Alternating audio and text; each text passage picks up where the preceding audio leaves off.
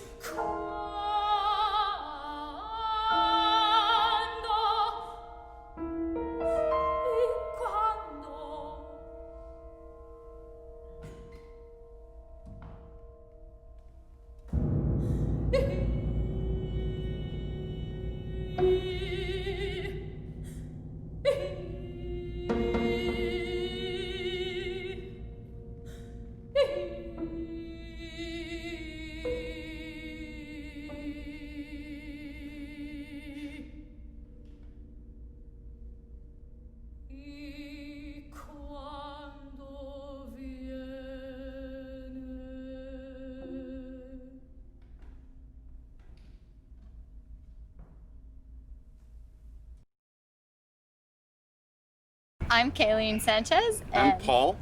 And today we have Yiorgos Vassilandonakis with us.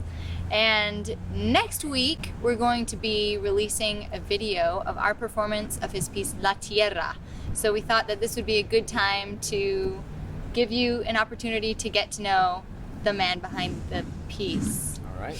If you could just tell us a little bit about maybe where you're from and maybe when you got into composition and where that love for music sort of blossomed for you. Sure. Where to start?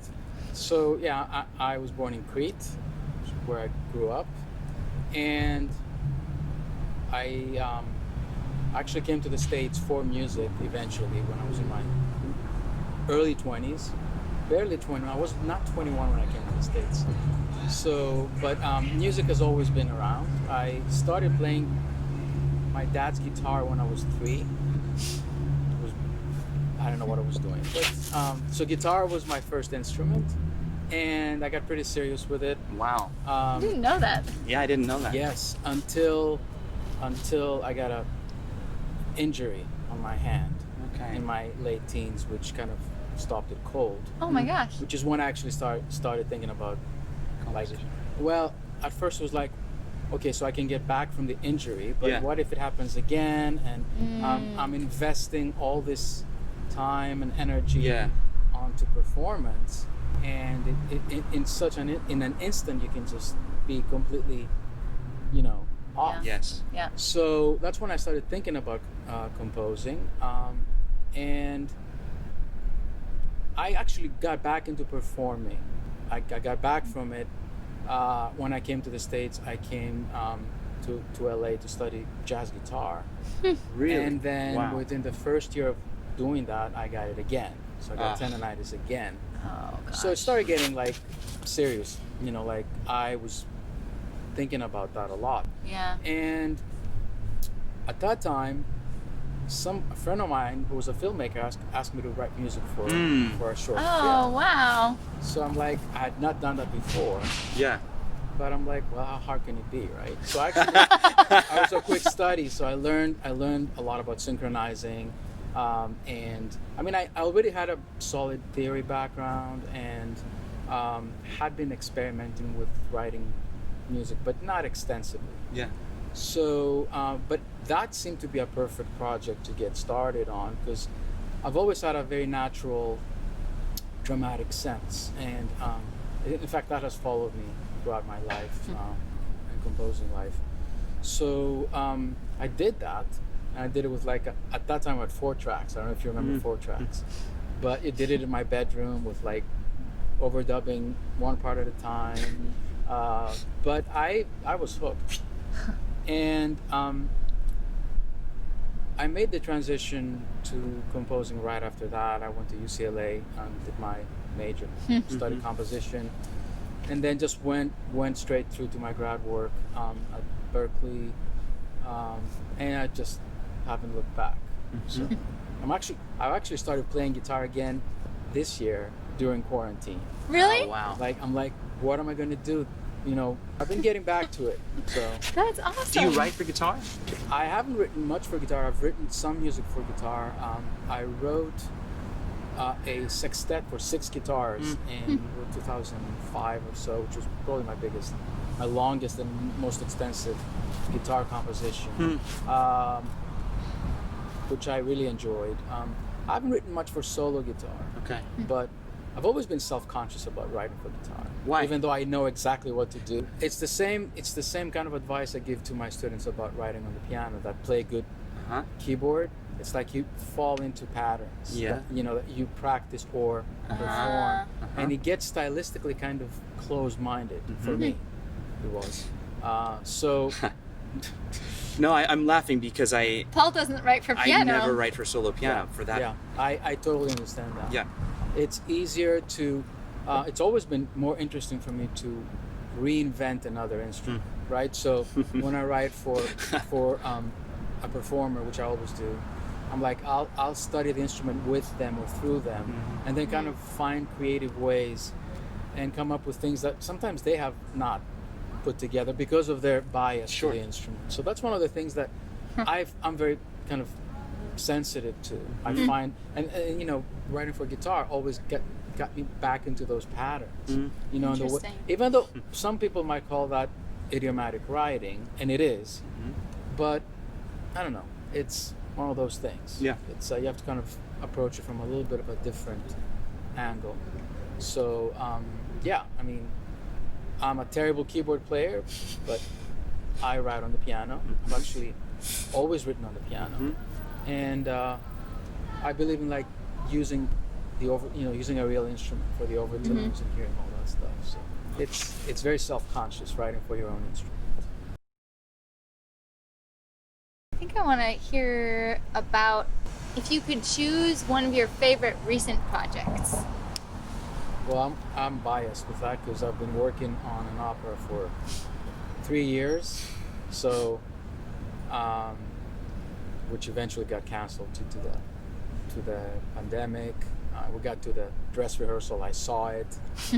So this was a commission from the Greek National Opera for its 80th anniversary, and it was a 2.5-hour large work. Large in every sense. I mean, little did I know that was going to be actually a big deal at the time.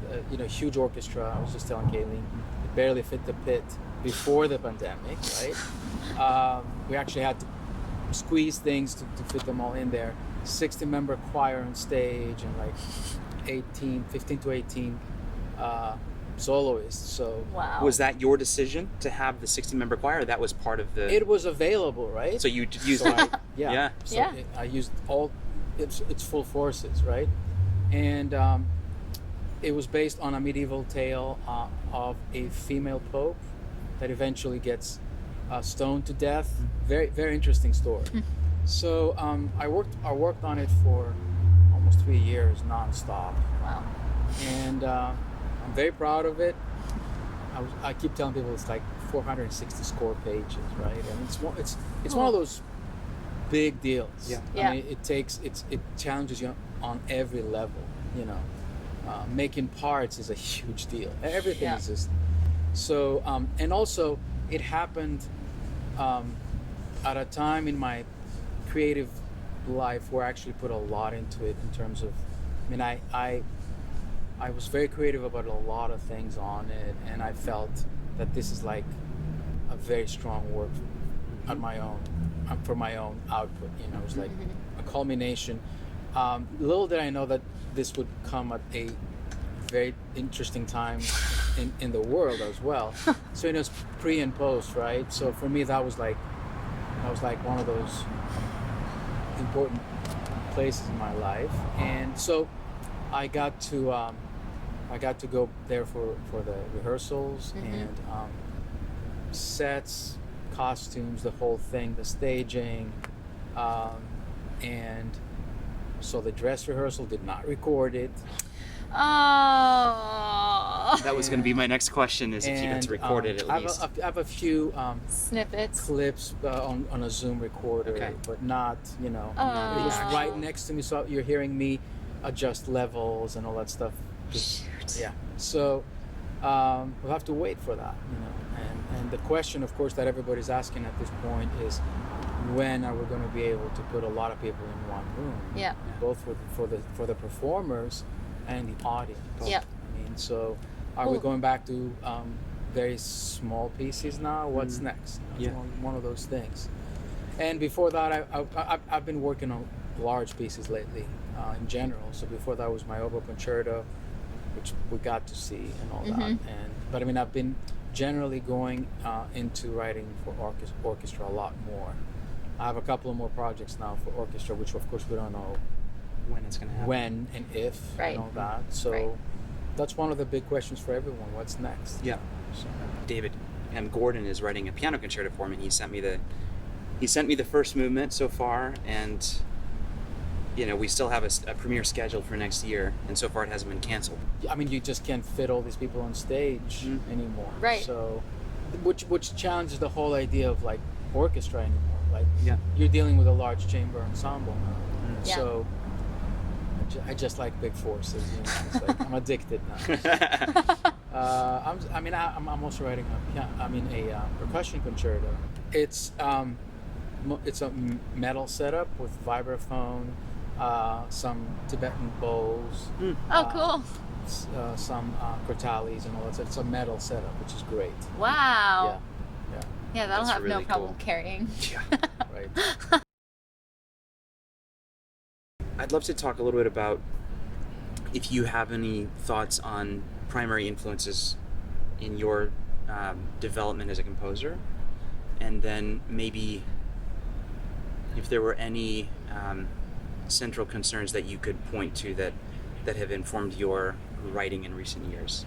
I consider myself stylistically wide in terms of I've always tried to keep an open mind and try to be able to incorporate different things in my voice. I think writing for film early on in my 20s, which I did quite a bit actually, was a big catalyst at that, because you have to be able to adapt. And at the same time, this writing for film gave me a sense of dramatic structure, and I've been very influenced by things outside of music in that sense. So text, film, drama in general has always been an inspiration, and there's always some dramatic backdrop in my music. So stylistically, let me just frame it this way. I've always been very attracted by interesting timbre, and that for me has always been more important than the other aspects of music. So when I studied spectral music, that was an interesting kind of stage in my development. Actually, lived in Paris for a couple of years doing just that. But also my music also has lines, and it has crunchy chords and interesting rhythms. So all that stuff. We can attest to that. Yeah, well, we Yes. can talk about that in specifics about that piece. But so that part partially comes from Greek folk music. The rhythmic aspects. Yeah, Okay. the rhythmic aspects. So there's different kinds of influences. Also, form and structure has always been a big interest. But I think for me, timbre is what kind of holds a very important place, because it's probably the only musical aspect that is instant. And to me, harmony is timbre as well, right? So timbre kind of changes your perception instantly, right? So I don't know if you've experienced listening to like a good orchestrator, like let's just go with Beethoven, who was an early great orchestrator, and you're following the form, and you're following the themes, and you're following the sonata form, and then he'll do something like yummy, right? Something really rich, and it's like, I don't care. about where I am in the form, and I don't care what's happened. It's like this moment becomes primary and the visceral moment and you immediate. kind of lose time. You Yeah. kind of get kind of freezes time, right? And it has this instant switch in your whole like chemistry. So that kind Yeah. of stuff has always interested me a lot. And if you combine that with dramatic aspects, Yeah. it's something very powerful. And you know. visceral. Yeah. Exactly. So, I mean, yes, form is very important, you know. The ability to write good lines is very important. I mean, I'm very big into counterpoint. My students will tell you that. And all that stuff, but it needs to come together in a way that, and I think this is where the important thing is as well. How do you synthesize all these things, you know, in a way that that becomes you? And also, you know, in the 21st century, style has been a big deal. I try to ignore that. Like I try to be open and accept like things that come to me, no matter how they stylistically, you know, classify, and try to like create this kind of universe where everything is tied together and organic. So, How does that fit with your process in terms of actually writing and actually composing? And could you give us a little bit of insight into if there is a typical process for you, how that looks? interesting. Every piece is different. If I have text or a given dramatic structure, then that becomes, of course, the indication for form and shifts and all that stuff. So I enjoy that because you don't have to worry about, you know, form, or you have something to play with. Yeah.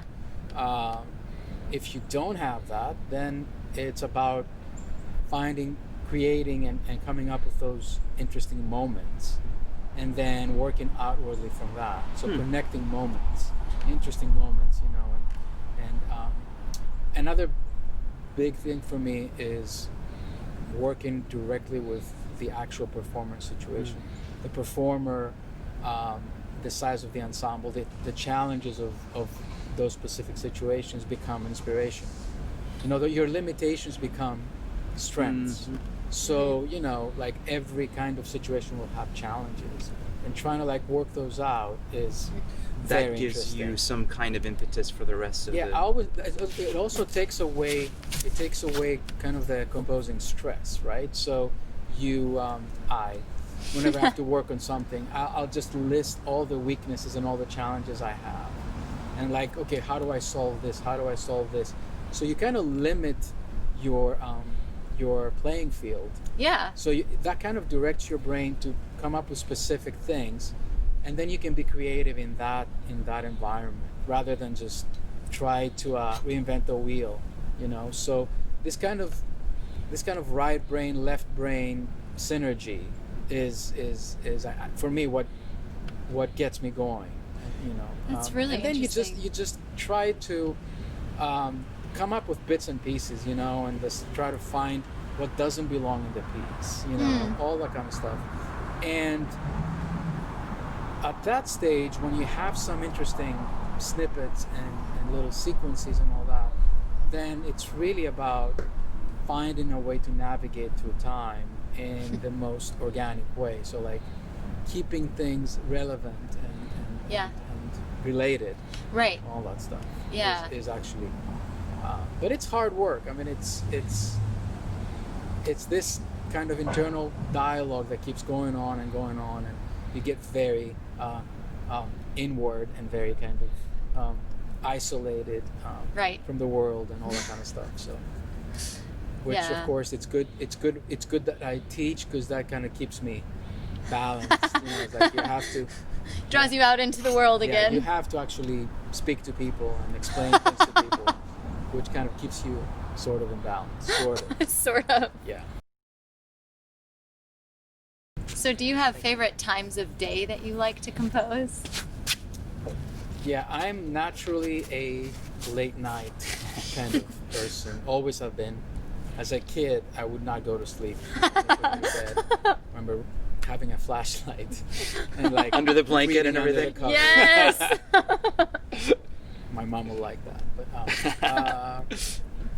having said that, once you get really into a project, you just keep going. So I have this other quirkiness about me, is that I can't keep the same schedule for very long. So I kind of like circle my working time. So I find that most composers I know actually work well either very late at night or very early in the morning. So that little quiet time before things get started in the day, whether you're staying up or getting up early. And I do both actually, especially when I get into an advanced stage of a piece that I have to actually put the hours in, and the clock is ticking. I go into this mode of like taking naps and just working around the clock. And I've worked it out so that I can get enough sleep, but like in increments, not an 8-hour window. Oh my gosh. It's crazy, but it works Is that well. how you work? Yeah. So you get 4-hour windows of sleep that kind of circulates around the clock. Do you find Oh that my you gosh. can't sleep if you have ideas and you have to? It depends on how exhausted you are. Yeah. So I'd say that once a piece goes on its way and it's almost and it knows what it is, then you actually you have to kind of, you don't sleep much and you don't think of anything else, and you leave the burners on, and things like that. So it's a very introspective. Again, it's hard to talk to people. You're not very sociable, that kind of stuff. This sounds familiar. And then I try to, of course, once that's over, to kind of get back into normal life, which is not always easy. Yeah, it's not easy. I'm coming to the end of it's been just over 2 years, this project, and it's what you're talking about, the not sleeping and the not being able to. Yeah, and it's I don't know, some like Stravinsky always worked like 8 hours a day, and he would have dinner at the same time, and his whiskey and all that stuff. It was like so like clockwork. I've never been able to do that. Yeah. And you take it when you can, right? And you go with it. Is that? It's more like you take it when you cannot escape from it anymore. I mean, I'm a procrastinator. So does the pressure help you to? Yeah, okay. I work well under the pressure. deadlines. Yeah. Not everybody does, but I tend to spend a lot of time planning, which is still like sane in terms of hours and all that. But I try to plan really well, and then just throw myself at it, just go all out. But I've already kind of figured out where I want to go. Yeah. And then I just go. It's also like a question of, for me, it takes me time to actually dive into into what I'm working on. So it might take me an hour to get to where I left off the day before. So that's why I try to put in continuous time, And when I'm actually into it, I will just try to just work every waking hour and all that. So it's, I mean, if it drags on for too long in terms of days and weeks and all that, and I just seem to lose focus or like lose continuity sometimes. So I just try to stay very involved. Push through. Yeah.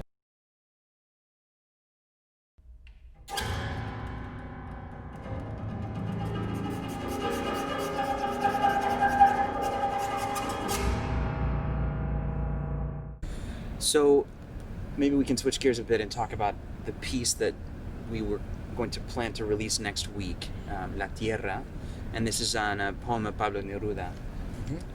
So Kaylina and I performed this, I guess, just over a year ago, right? Is that a year and a half? I don't remember. It was March, right? March of 19. 19. Yeah, so a year and a half. Back in the before life the- was still good. That's right. Yeah, and then we performed it that summer, like four times. That's right. We did Yeah. in California and in New York. Yeah. Yeah. So, well, would you tell us a little bit about the piece, just kind of background and? So the piece started about a decade earlier. I believe it was more than a decade. It was actually around 2005. Okay. And it started as a piece that I wrote for a summer festival, the Ernest Bloch Festival. And it was for soprano and small ensembles, violin, cello, piano, and horn, plus soprano. And it got performed a few times as in that incarnation. and it also got first prize in a Mediterranean countries new music competition in 2007, I think, or 6, something like that. And I never really got a great performance out of it. So then I made a vocal piano version of it. Made the piano even difficult, even though the original had difficult piano part, but this one was a little more. We'll talk Oh my about gosh, it was horrendous. We'll talk about it. Yeah. So that I think happened in 2010. That version. So, but I have to say that no other singer has done it quite as you did. Thank you, Yiorgos. Well, impressed. Remain impressed.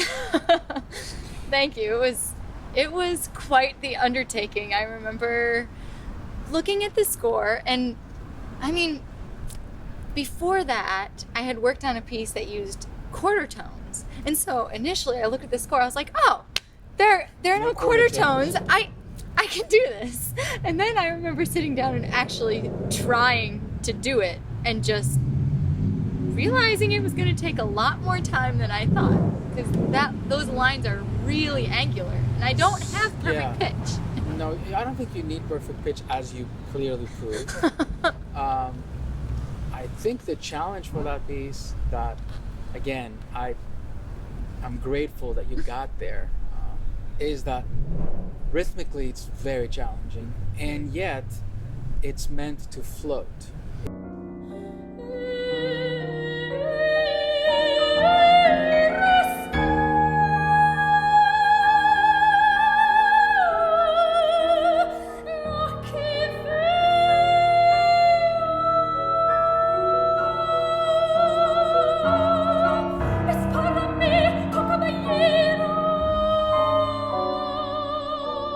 It's meant to feel kind of just light and flowing, and nobody else has done that. like singers would get through it, sing the right rhythms, but it would always feel like heavy and and you just got, I know it must have taken a lot of work, but you got to the point where it was actually completely natural and floating. And that's exactly what I wanted. Thank you. Thank you. And you also, that needs to be said, you could do no vibrato, and you could do you could have the lightness that it needed, which I want to do more for you. Thank you. Yeah. Well, I would love that. And so that was very impressive. Thank you. I mean, when you've had a piece performed like 7-8 times, and it's close, but it's like when you get to hear it the right way, you don't question yourself anymore. It's like and that happens with new music. That's always a challenge, because the performance situations are such that you barely get there. Like most new music gets under rehearsed. Oh gosh, and it doesn't get a lot of performances. Right. That's the other thing. So you get someone to really work hard for whatever is allowed, like a month or something, and then you get one performance. Right. That's just when the piece starts taking off. Yeah. So you rarely get to hear the piece actually being comfortable. And that's one of the things that I've heard a few works of mine be taken on tour and things, like when it becomes comfortable, and it makes all the difference, because then the audience is getting it too. When you get to the point where the performer is actually comfortable and like they can get beyond the notes, they can actually start treating it with an expressive depth and the kind of relaxed kind of attitude, then you can actually hear all the stuff that's supposed to be there. So that was a big deal. And this piece, thank you. You got it. And I know how hard it was. Thank you. the piece is based on an old Neruda poem from a cycle. I mean, most of Neruda's poetry is about two things: love and nature, right? I mean, all of his work is like that. This was written for as a gift to his second wife before she was his second wife. So it's very passionate, and I mean, again, most of his work is very passionate. I chose that poem because it had a lot of like raw energy. Yeah. And of course I kept it in Spanish. That's one of the other things that is important to me, is the actual sound of the poetry itself, the way that the poet has put it together. And a poet goes into great lengths to do it the right way, choose the right words. And it's not just ideas and meaning, it's also rhythm and sound, and I just try to not work through translations. The one time I've actually translated a poem, I actually did the translation myself, just to try to it's very hard to translate poetry, and it's very seldom successful. So even though I'm not a Spanish speaker, I understand enough to know what it was trying to do, and I just love the sound of it. So the consonants and the vowels, the way that everything is put together, you have to keep that. And I noticed I think we both felt that when we were rehearsing, that the consonants, the way that you treated the consonants, you were treating them for their timbral qualities, which, as you just mentioned, is so important to you, so that it made a lot of sense. Yeah. You took the poem. You mentioned earlier that when you're writing with text, that informs the structure of the piece. Makes sense. Were there any particular challenges that you remember? I know this was a while ago, but anything in particular that you remember being maybe a moment that was difficult to figure out how you wanted to treat it, or maybe a certain section that just took extra care, or something that you remember interesting about the process? Yeah. I remember that I was trying to create this kind of very eerie sonic environment around the voice, which kind of factors the piano writing actually as we transition into that. But creating this environment that is buoyant, and then at other times very heavy. Yeah. So that contrast between kind of floating and just being very grounded seemed to come from the poetry itself.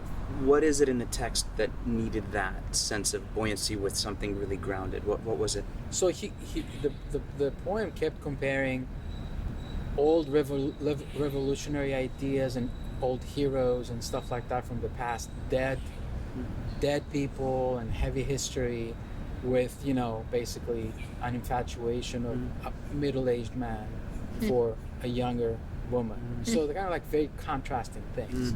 So that to me generated this kind of contrast. You have to find a way to say that with sound.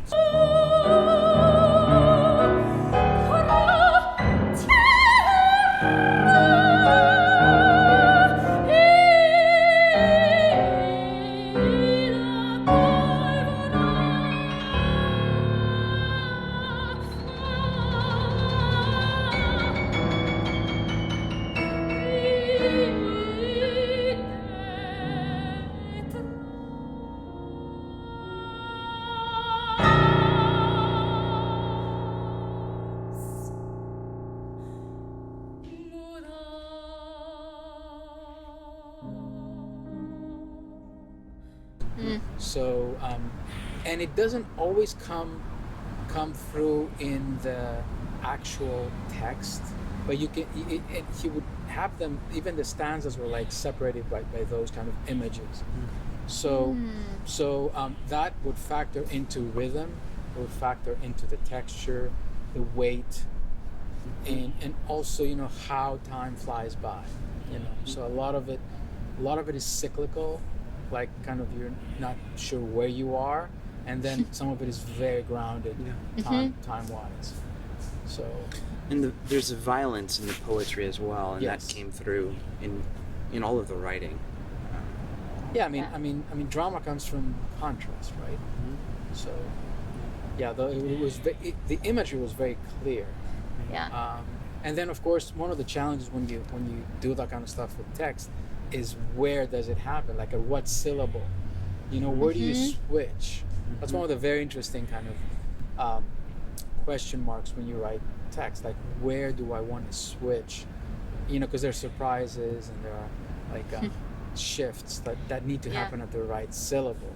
You know, you don't want to give it away too soon, and you definitely don't want to be late. So those are challenges. It's been a long time since I worked on that piece, but I remember. It's funny how you remember.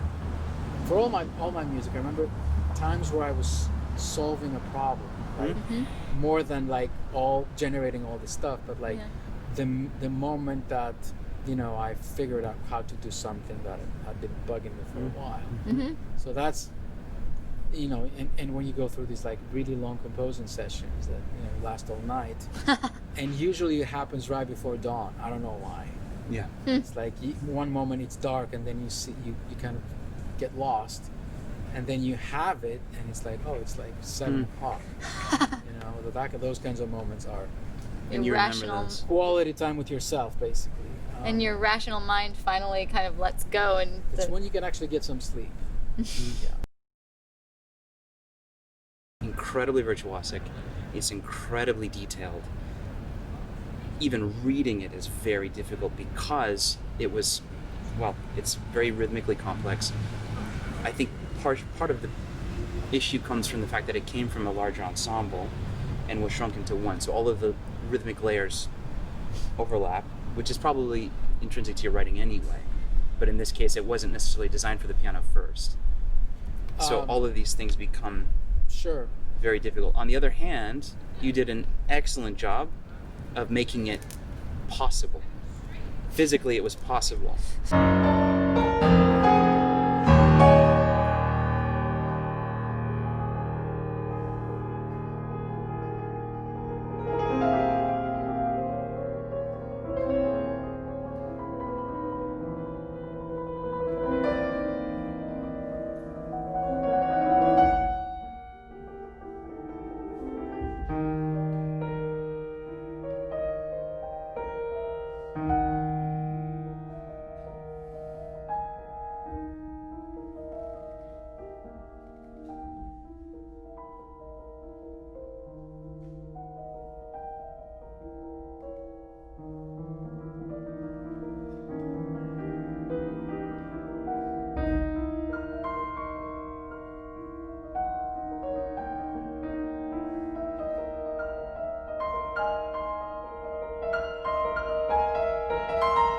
It is difficult. It's very difficult. And again, the last layer of difficulty is getting it to sound natural, you know. And however, I wrote every note with my hands on the piano. And that's why it works. And playing it slowly, even though I'm terrible. I knew it was completely possible. There's also, if I may say, I mean, in all my music, I try to find some things that are kind of original, or there's some textures that I was actually quite impressed with coming up with them. Especially some of those repetitive kind of circling mobiles that would actually go over like, so like you really had to, your fingers had to be very accurate, and you had to jump around, and but I got to the point where actually I could do it at halftime. That's impressive, actually. Which means that you could do it in real time. You know? It's true. The thing is, you have to master that, and then you have to work it with the singer. Be able on to top. listen and figure out the layers. That is very difficult.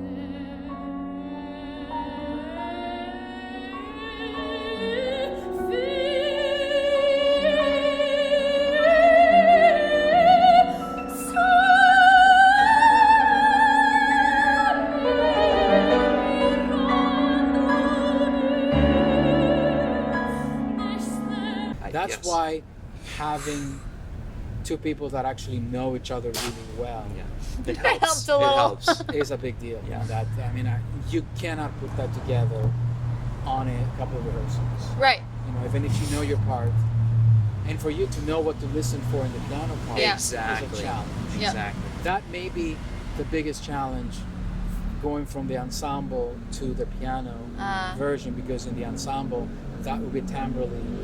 More to catch. Yeah, that makes So sense. you would be able to like hear the horn and kind of hear the violin, like hear Yeah. those notes in a much more Oh, clear. that's the instrument that I'm supposed to sing a major seventh above the next beat. right. Instead of having to pick out the one pitch However, from the again, piano. I knowing how much work you put into it, I just felt so good when I heard it done correctly. Like it you know, every calculation was actually there. You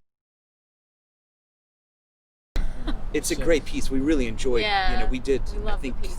several more performances that summer, and we'd like to bring it back at some point. And I mean, you know, like as a composer, you try to estimate and calculate and just kind of find ways to put things together, but it really doesn't happen until someone like you makes it, you know, because it's this process that you go from your head trying to get it onto the page, and then from the page into your head into your instrument. That's like quite a distance for a piece of art to go from conception to realization. but that's what we love. I think. I don't Yeah. want to speak for you, but I think we both feel that it's such an honor to be able to take this thing that only existed in your mind, Yeah. and try to honor it and somehow bring it to life, And so do that what- other people can hear it. Yeah, do what's on the page. Yeah, it's those like 5 minutes after you've heard that piece done correctly, and it's like it's worth all the months of ordeal. You know, it's like I keep telling my students, you know, like it's like they just say sometimes, oh, it's not natural to me, it's so hard, you know, and it's like I'm like, yeah, you know, it's very difficult, and you don't get any gratification until months from now, maybe Maybe you do. Yeah. you know, but that little moment in time is worth the months and years of, because it's like, you know, it's like birth, you know. I've never given birth, but it's like, you know, I believe as close as you can get, you know. It's like it comes together, and also it's a big ego boost, you know. Yeah, that whole thing does work, you know. Yeah. And Because that's a fear, right? It's I don't know for you, but always. it seems like Gosh. what if that doesn't you're always work? guesstimating. Yeah. You know? You're always you get better at it. You know, it takes what, 30 years. You know, also it needs to be said that this process of having a performer learn your work is also magic. You know, like it's not going to happen on the first attempt, and it's going to take a little bit of work, and it's going to take, you know, rethinking some things and all that. But once it's there, it's like it's worth it. You know, I'm only guessing that that's probably the satisfaction of doing new music, of performing new music. You know, Yeah. with the danger and with all the risks that you're taking. You know, like it Yeah. can fall apart. Right. It can fall apart at any moment. Right. Plus, the other thing that people don't realize is that for you as a performer to even program a new piece of music, like, you don't know what you're going to get, and you don't know how people will respond to it. It's so much easier to do something that you know, and that you know that it's going to, people love it, Right. because they've been loving it for 100 years or Right. 200 years. So taking the chance to do a new piece, which you don't know, I think, but also I think that's also the fascination. Like there's danger, and there's like excitement, and you know, yeah, there's fear of not happening. I remember so clearly, and Paul will remember this too, the moment that I know I can see the page, I started writing in all of my conducting patterns, and I remember looking at that page thinking, I don't know if this is gonna happen. Like, what am I doing? What have I agreed to do? But so many times with new music, I don't think I've had a moment that was quite like that one with La Tierra, but there's always that moment that you start questioning, first of all, why you said yes.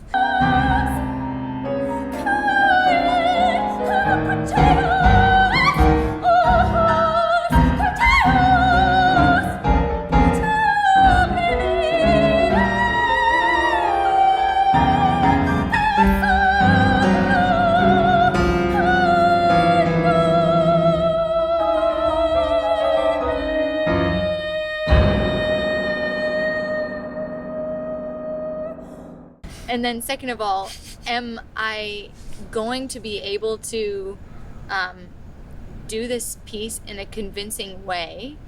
And is the composer going to be happy with it? And then is the audience going to even sit there through But it? you know, see, even you feeling like this, that's the right mindset.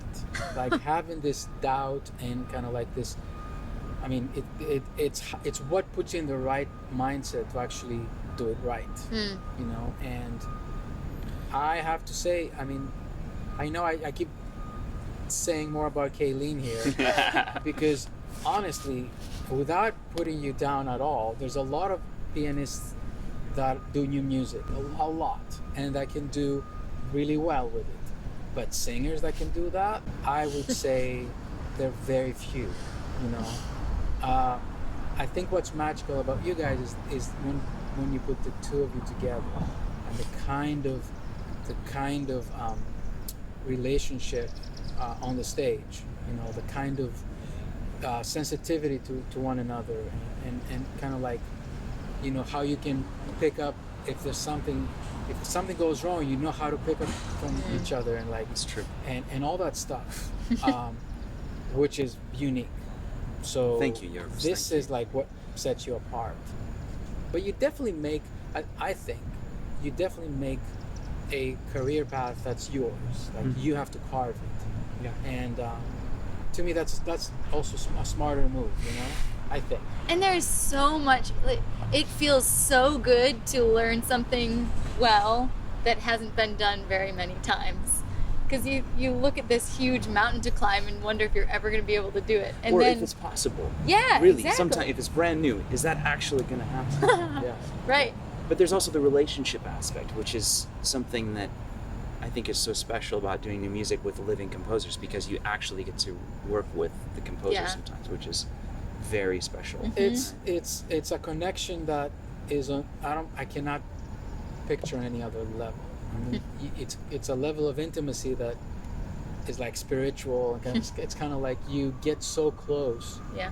that way in ways that you cannot. I can't think of any other way to get that close to someone. It's on a up there level. If your writing is honest and from here, then in order for the performer to embody that, they have to try to get there. Yeah. You're right, that's intimate. Yeah. Absolutely. And I have to say, I mean, you guys did one of a kind Thank you, Yiorgos. job. Thank you. on this. Could we just do one more brief topic, which is just, Yiorgos, if you have any words that you might think would be helpful for a listener before they hear La Tierra. There is a language barrier there. Yeah. If you don't speak Spanish, even if you look at the text, there's a little bit of a distance there, and obviously there's a stylistic distance. However, and I heard this actually after the performance from audience members, the emotional kind of strength and content is right there. It's very intense. Yeah. So I would say, if you're listening to this piece for the first time, the good thing on YouTube is you can listen to it twice, which you can do in a live or more than twice. But I would say just let go of any kind of preconceptions you have and just try to like let yourself relax into this kind of sound world and the emotional world of this piece, because it's very intense, and you don't have to know what every word means in order to get it. Mm-hmm. And Kayleen is just phenomenal on just yeah, I mean, because there's also a level of performing beyond singing, like almost acting, and like becoming the character, which a good performer will do. And Well, you put it all there. It's all yeah, there. I tried, yeah, but you saw it, though. You got it, and I did not instruct her to do that. She actually did it. Thank you. Yeah, and I mean, it's very dramatic. Yes, it is. And you've become it, So the other thing that's interesting is that originally the poem is written from a male perspective. That was another thing that actually I forgot to say earlier. Like, it's supposed to be a guy's voice, That's true. and I actually wrote it for soprano. Yeah. So it's like kind of twisting everything around. Yeah. Because like those things are actually independent of who's doing it. Like human emotion is not based on who you are. It's just universal. And actually that's kind of a thing that I realize the older I get. Like, it's not about what walk of life you come from or what you're trained in. It's like people have a universal code, and that's emotional. And so if you're listening to something like that, you'll get it. You'll just get that because you communicate it so well. Thank you. Well, Yiorgos, thank you for your time, and thank you for welcome. sharing with the world and for writing music, and we can't wait to hear the opera someday. Me too. Yeah, thank you, Yiorgos. Thank you.